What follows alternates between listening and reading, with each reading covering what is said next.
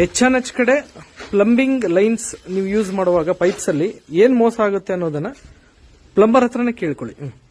Sir, ಇವಾಗ ಅಂಗಡಿಕಾರ ಏನ್ ಮಾಡ್ತಾರ, ನಿಮ್ಗೆ ಕೊಡೋದು ಇದನ್ನ ಮಟೀರಿಯಲ್ ಇದು ಕೊಡ್ತಾರ, ರೇಟ್ ಹಾಕೋದು ಇದು ಹಾಕ್ತಾರ. ಇದು ಬಂದು ಟೈಪ್ ಎ, ಇದು ಬಂದು ಟೈಪ್ ಬಿ. ಇದು ಗೇಜ್ ಬಂದು 6, ಇದು 4 ಗೇಜ್. ಜನರಲಿ ಒಂದು ಮಿಸ್ಅಂಡರ್ಸ್ಟ್ಯಾಂಡಿಂಗ್ ಇರುತ್ತೆ. ಟೈಪ್ ಏನೇ ಒಳ್ಳೆ ಕ್ಲಾಸ್ ಅಂತ ಅನ್ಕೊಂಡಿರ್ತಾರೆ, ಬಟ್ ಟೈಪ್ ಇ ಪ್ರಿಫರ್ ಮಾಡುವಂತದ್ದು. ಥಿಕ್ನೆಸ್ ನೀವು ನೋಡಬಹುದು, ಟೈಪ್ ಬಿ ಎಷ್ಟಿದೆ ಅದೇ ಟೈಪ್ ಎ ಎಷ್ಟಿದೆ. ಬಿಲ್ಲಿಂಗ್ ಅಲ್ಲೆಲ್ಲ ನಿಮಗೆ ಟೈಪ್ ಬಿ ಅಲ್ಲೇ ಹಾಕ್ತಾರೆ, ಬಿಲ್ಲಿಂಗ್ಸ್ ಯಾವ್ದೇ ಮೆಟೀರಿಯಲ್ ಆಗಲಿ. ಬಟ್ ನಿಮ್ ಮೆಟೀರಿಯಲ್ ಸಪ್ಲೈ ಆದಾಗ ಟೈಪ್ ಎ ಸಪ್ಲೈ ಆಗಿರುತ್ತೆ. ಇದ್ರ ಬಗ್ಗೆ ಬಹಳಷ್ಟು ಜನಕ್ಕೆ ಗೊತ್ತಿರೋದಿಲ್ಲ, ಆದ್ರಿಂದ ಜಾಗೃತರಾಗಿರಿ.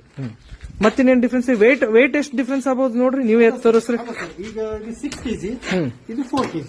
4 kg. ಆಮೇಲೆ ಇದು ನಾವು ಮೆಲ್ಟ್ ಮಾಡಿದ್ರೆ ಮೆಲ್ಟ್ ಆಗಲ್ಲ. ಹೌದು ನೋಡ್ರಿ ಇದು ಎಷ್ಟು ಈಸಿ